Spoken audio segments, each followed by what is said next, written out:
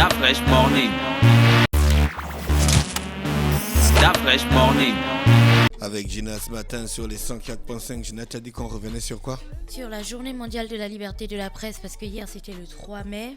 Et vous savez que chaque année, lorsque c'est le 3 mai, depuis plusieurs années déjà, depuis 1991, ça avait été institué par l'Assemblée générale des Nations Unies. Le monde entier célèbre ce qu'on appelle la journée mondiale de la liberté de la presse, qui est en fait une journée mondiale pour sensibiliser à l'importance de la liberté de la presse et rappeler au gouvernement leur obligation de respecter et faire respecter le droit de liberté d'expression consacré par l'article 19 de la Déclaration universelle des droits de l'homme. C'est aussi l'occasion de sensibiliser les acteurs des différents médias et les acteurs des médias en général sur l'importance du travail qu'ils font et voilà. Donc en gros, hier, c'était la journée mondiale de la liberté de la presse et vous savez que dès qu'on parle de journée mondiale, on va parler de thématiques et donc le 3 mai de cette année, 3 mai 2020, la thématique était le journalisme sans crainte ni complaisance. Et les célébrations donc nationales de la journée mondiale de la liberté de la presse se sont déroulées un petit peu partout dans le monde, dans plein de pays et elles ont toutes été caractérisées par la même chose. C'est bien sûr le contexte particulier dans lequel nous, hommes et femmes des médias, exerçons désormais notre activité, contexte dans lequel nous, en général, population de la planète, nous vivons, avec bien sûr la question de la pandémie du Covid-19. Et donc, en parlant de cette thématique, de l'année 2020, le journalisme sans crainte ni complaisance, le secrétaire général de l'ONU, qui est M. Antonio Guterres, a dit que la propagation de la pandémie du Covid-19 en a fait naître une nouvelle, celle de la désinformation ou de dangereux conseils de santé côtoient les théories conspirationnistes les plus folles et le remède c'est la presse, des informations et des analyses vérifiées, scientifiques et fondées sur des faits. Alors quand on parle de journalisme, fin de citation, quand on parle de journalisme sans crainte ni complaisance, j'avais envie qu'on revienne aujourd'hui sur ce que c'est que la crainte. La crainte, c'est l'état de quelqu'un qui éprouve un sentiment de peur, de recul. C'est le fait de quelqu'un qui éprouve une appréhension particulière par rapport à une autre personne ou par rapport à une organisation ou par rapport à quelque chose. Après, vous avez la complaisance. Donc, je rappelle que la thématique, c'est le journalisme sans crainte ni complaisance. La complaisance, c'est la disposition qu'un individu aurait en fait à accepter et à se conformer aux sentiments et aux volontés d'autrui. Et donc pourquoi est-ce que je voulais définir ces deux expressions? Parce que comme je le rappelle, le thème de cette année, un journalisme sans crainte et sans complaisance, célèbre donc la 27e journée de la liberté de la presse. Il revêt donc et se passe dans un contexte assez particulier, comme je le disais en introduction, qui est celui de la crise sanitaire mondiale. Et donc, c'est ce qui donne à cette journée une importance particulière. Parce qu'aujourd'hui, plus que jamais, vous allez donc comprendre pourquoi j'ai lu la petite déclaration du secrétaire général de l'ONU. Aujourd'hui, plus que jamais, en fait, le journalisme fait face à de nombreux défis, notamment la désinformation, et on n'a pas besoin de faire un dessin au Gabon, vous savez, les discours de haine, la présence de points de vue inclusifs et d'expressions culturelles diverses et autres, et les journalistes se mettent donc souvent en danger pour informer le public. Leur rôle est capital dans la lutte contre la désinformation, qui s'est révélé être l'un des principaux défis du Covid-19, et vous comprenez donc le lien avec le Covid-19 aujourd'hui.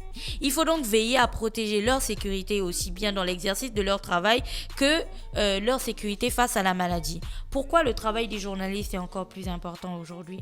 Parce que depuis que le corona a commencé, on est bien d'accord sur une chose. Quand on demande à tout le monde de rester à la maison, que l'on soit en France, aux États-Unis, ainsi de suite, le seul lien que les personnes gardent entre elles, c'est bien celui qui est lié aux médias. C'est le lien qui permet aux gens d'être informés sur l'évolution de la situation. Ce sont les médias qui permettent aux gens d'être informés sur les différents moyens dont ils ont besoin pour pouvoir se protéger ou pour protéger leur famille. Bref, les médias n'ont pas arrêté de travailler, même lorsque la crise du Covid a été au plus haut de son pic dans certains pays. Donc alors que la pandémie du Covid-19 nous fait basculer dans l'inquiétude, dans l'incertitude, dans l'information libre est essentielle pour faire face à la crise, pour la comprendre, mais aussi pour la penser et la surmonter. Parce que la liberté de la presse est trop souvent malmenée.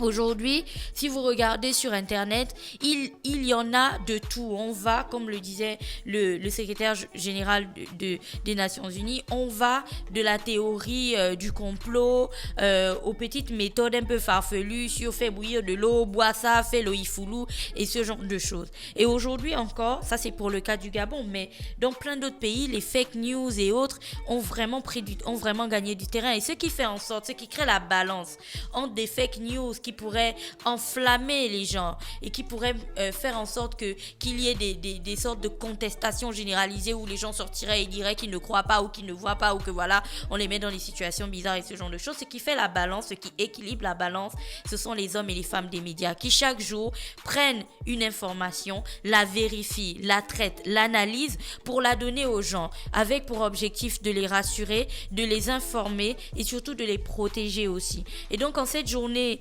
mondiale de la liberté de la presse, c'était aussi l'occasion de voir que la liberté de la presse, comme je le disais, est trop souvent malmenée, que ce soit par le contrôle politique, que ce soit par le contrôle idéologique ou par les contrôles économiques.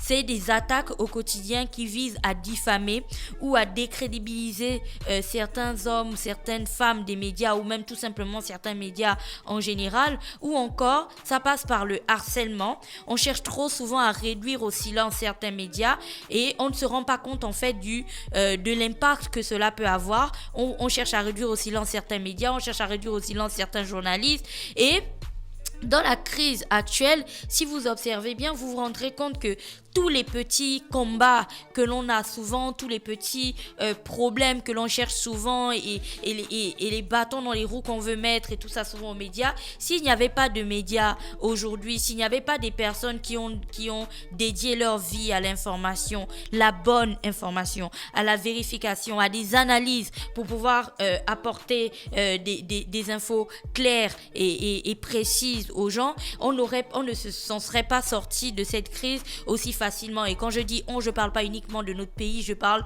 d'une manière totalement générale. Et donc aujourd'hui, cette question de la crise du coronavirus doit nous faire prendre conscience de l'importance de la liberté de la presse. Donc là, je vous parlais de la déclaration du secrétaire général des Nations Unies, mais le pape François lui-même l'a dit. Il a dit: nous avons besoin d'un journalisme libre au service de tous. Fin de citation, c'est-à-dire un journalisme sans crainte et sans complaisance, qui est bien sûr la thématique de cette année. Et si vous avez bien suivi la présentation de la Journée mondiale de la liberté de la presse tout à l'heure, quand je disais que la Déclaration universelle des droits de l'homme parlait de cette liberté d'opinion, je vous renvoie donc à l'article 19 de la Déclaration universelle des droits de l'homme qui est paru en 1948 et qui dit que tout individu a droit à la liberté d'opinion et d'expression, ce qui implique le droit de ne pas être inquiété pour ses opinions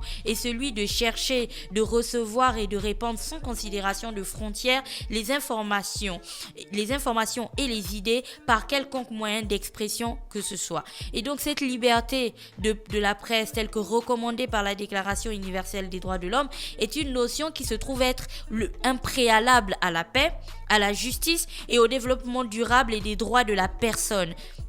Donc aujourd'hui, si on a moins de médias bâillonnés, si on a plus de liberté, si on a plus de liberté d'expression, si on a véritablement des gouvernements qui travaillent en partenariat avec les médias mais qui ne les voient pas comme des adversaires ou comme des cibles à abattre, il y aura beaucoup plus de liberté d'expression dans les pays, donc beaucoup moins de révoltes, beaucoup moins de fake news qui circuleront et donc beaucoup moins de drame aussi. Et c'était donc l'occasion, dans un contexte aussi bizarre que celui du Covid-19, de relever que même lorsqu'on a l'impression que ça ne nous regarde pas ou ça ne nous concerne pas, même en temps de Covid-19 où on s'est dit qu'en réalité cette journée internationale de la liberté de la presse aurait pu passer comme une lettre à la poste, ben on se rend aussi compte qu'à ce moment précis, on a une sorte de devoir dans le contexte actuel et dans la crise actuelle, on a une sorte de devoir, une sorte de reconnaissance que l'on doit avoir, mais surtout